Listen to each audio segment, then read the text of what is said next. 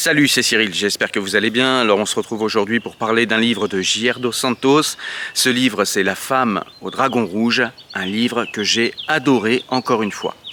Alors juste, on va parler rapidement, pour ceux qui ne me suivent pas depuis longtemps, eh bien on va parler de J.R. dos Santos. C'est un auteur que j'aime beaucoup, qui fait de la vulgarisation à travers des thrillers, à travers des romans. Et en fait, eh bien, il nous construit comme ça des histoires romanesques. Mais à l'intérieur de ces histoires, eh bien en fait, il prend des faits qui sont réels et exacts, ou quand il fait de la vulgarisation scientifique, eh bien il prend tout simplement des règles ou des lois scientifiques qui sont réelles et exactes. Et en fait, il s'est illustré par ça parce que, avec cet auteur, eh bien, c'est un moyen d'apprendre énormément de choses, une foule de choses, tout en lisant un thriller hyper intéressant et tout en ayant en main un livre qui est certes à chaque fois épais, mais un livre qu'on n'a plus envie de lâcher tellement l'histoire est bien construite. Donc c'est vrai que cet auteur a véritablement un esprit d'analyse qui est très important. Je ne sais pas comment il fait pour aller récupérer autant d'informations que pour beaucoup on ignore, même quand on pense maîtriser les sujets. Et au final, on se retrouve avec des livres en fait qui nous font apprendre une foule de choses sur des sujets différents. Alors, on va revenir au livre qui vient de sortir de J.R. dos Santos, La femme au dragon rouge. Et là, dans ce livre-là, eh bien, on va également apprendre une foule de choses. Et c'est toujours la même recette. On pourrait penser qu'on s'en lasse, mais c'est pas du tout le cas. On a toujours le cryptologue et historien Thomas Schnorrora, qui est le héros du livre et du roman. Et donc, cette fois, sa femme, eh bien, se fait enlever parce qu'elle avait une réunion. Elle avait une réunion en fait en Chine et puis non, c'était en Inde, pardon. Et en fait, elle se fait enlever par des ravisseurs parce qu'elle a tenté de venir en aide à une femme qui paraissait apeurée. Cette femme avait peur, eh bien, de quelque chose et on ne savait pas de quoi. Et donc, le livre commence comme ça. Et je ne vais pas vous raconter l'histoire, encore une fois, parce que le but, c'est que vous alliez vraiment lire ce livre. Mais juste pour vous dire de quoi on parle dans ce livre, eh bien, c'est tout simplement qu'on va parler du Parti communiste chinois et de la Chine. On va parler de la Chine en tant que ce qu'elle est au niveau historique, d'où vient cette Chine, quelle est un petit peu la culture, la mentalité chinoise. Et puis, on va parler aussi et surtout du Parti communiste chinois et de la manière dont il a une main de fer sur la Chine et la manière dont il maltraite et dont il fait vivre son peuple dans un système de plus en plus totalitaire et de plus en plus violent.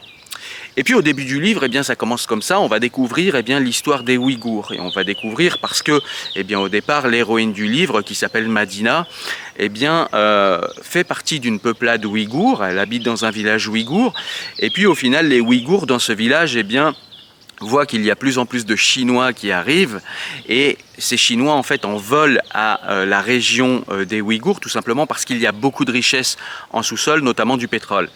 Et en fait, ce qui va se passer, c'est que tous les Ouïghours vont se retrouver privés de leurs terres et malheureusement, ils ne peuvent pas tellement se rebeller parce que le Parti communiste chinois est extrêmement violent et qu'il leur a déjà montré en emmenant des gens dans des prisons, des gens que parfois on ne revoyait plus ou des gens qui n'ont pas voulu parler de ce qui s'est passé parce que ils ont été torturés.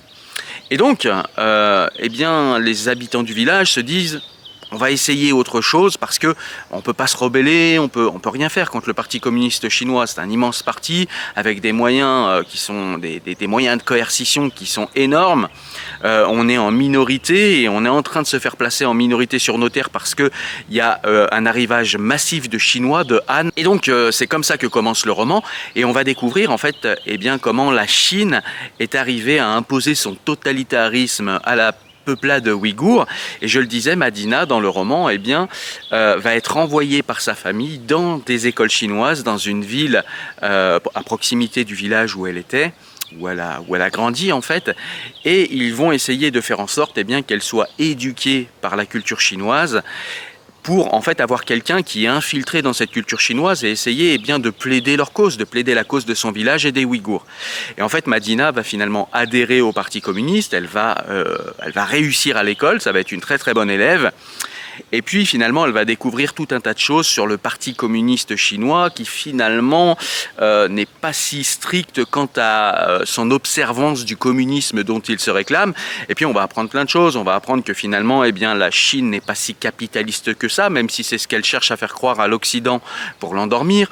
On va comprendre comment, par l'endettement de pays qui sont déjà pauvres, la Chine assoit son autorité dans le monde parce que, eh bien, par exemple, elle va arriver dans un pays, elle va dire, eh bien, écoutez, je vous construis un pont ou un port, bref, des choses qu'un pays pauvre ne pourrait pas se payer. La Chine arrive avec des mallettes d'argent. Elle dit je construis ce pont, je vous fais crédit, etc.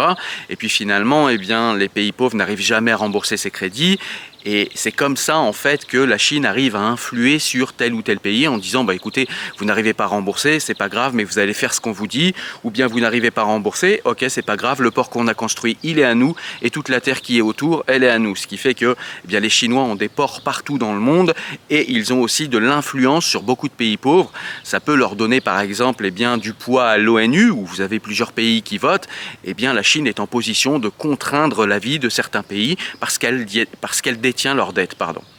Voilà, donc ça nous est raconté tout au long du livre, mais plus encore, on va véritablement comprendre la philosophie du Parti communiste chinois et sa philosophie de conquête du monde, et notamment de conquête de l'Occident, qui est pour la Chine en fait son ennemi juré, parce que c'est l'ennemi capitaliste, et puis parce que eh bien, ce sont les pays qui aujourd'hui réussissent le mieux, et ce sont les pays qui aujourd'hui essayent peut-être aussi d'imposer leur volonté. Donc il y a un véritable frottement entre les États-Unis et plus largement l'Occident et la Chine, on le voit dans l'actualité.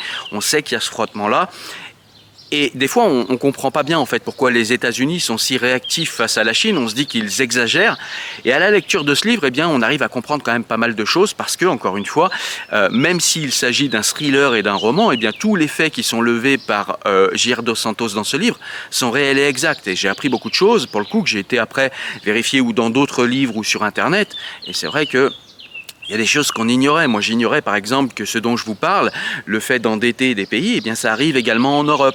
On parle par exemple d'un port en Espagne, on parle d'un théâtre, on parle d'infléchissement de la politique suédoise, on parle de choses comme ça. Donc l'influence chinoise, elle est d'abord dans les pays pauvres et dans les pays du tiers-monde parce que c'est le moyen d'entourer l'Occident. C'est une technique chinoise en fait, une technique de combat chinoise qui est d'entourer les villes en fait. Vous êtes à la campagne et vous entourez les villes, et bien là par exemple imaginons que la campagne ce soit tous les pays du tiers-monde et puis la ville finalement c'est l'Occident, donc il s'agit d'entourer l'Occident afin de l'étouffer.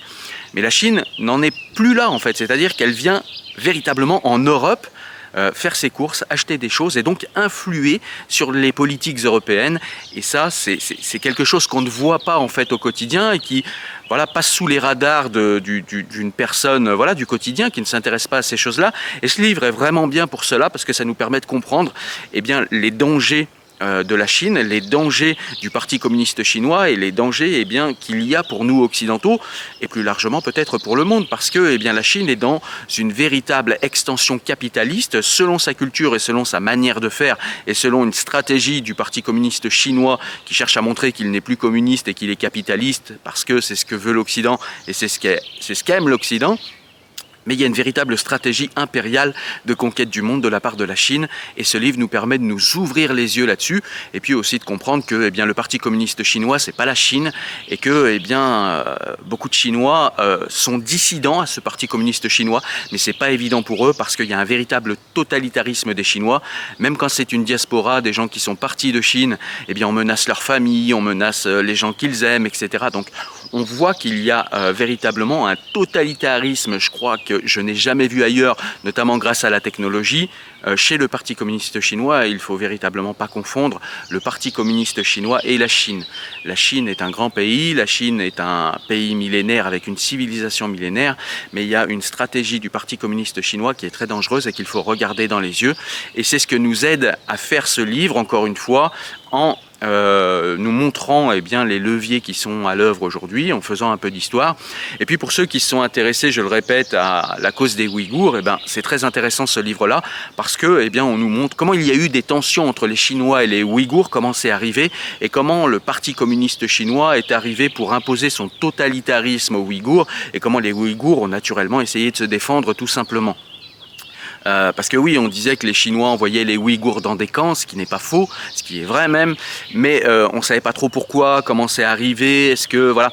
Et on voit que ce sont des tensions tout simplement parce que les Ouïghours se font spolier de leurs terres et qu'ils opposent un petit peu de résistance et que le Parti communiste chinois ne tolère aucune résistance, quand bien même ces gens seraient sur leurs terres depuis des siècles. On s'en fout, le Parti communiste chinois arrive, il prend, il se sert parce qu'il a besoin des ressources et il peut aller très très loin pour cela, et c'est ce qui se passe avec les Ouïghours. Voilà. Donc évidemment, tu l'as compris, c'est encore un livre de Gier dos Santos que j'ai adoré, un livre que je te conseille à la lecture, évidemment, parce que ça nous permet de comprendre la géopolitique actuelle, la géopolitique mondiale actuelle, et que c'est un livre qui, encore une fois, est superbement écrit. C'est encore un livre qu'on a du mal à faire tomber de ses mains parce qu'on a envie de continuer tout le temps. Là, je te parle du livre parce que c'est un livre qui vient de sortir et que il faut que vous alliez l'acheter si vous êtes intéressé par ces sujets. Et j'étais impatient de vous en parler, mais je vous ferai une vidéo où je vous parlerai peut-être plus exhaustivement de tous les points et tous les sujets qui sont abordés dans le livre, même si on le fait de manière parcellaire, les points qui moi m'ont intéressé et qui je pense vous intéresseront vous également.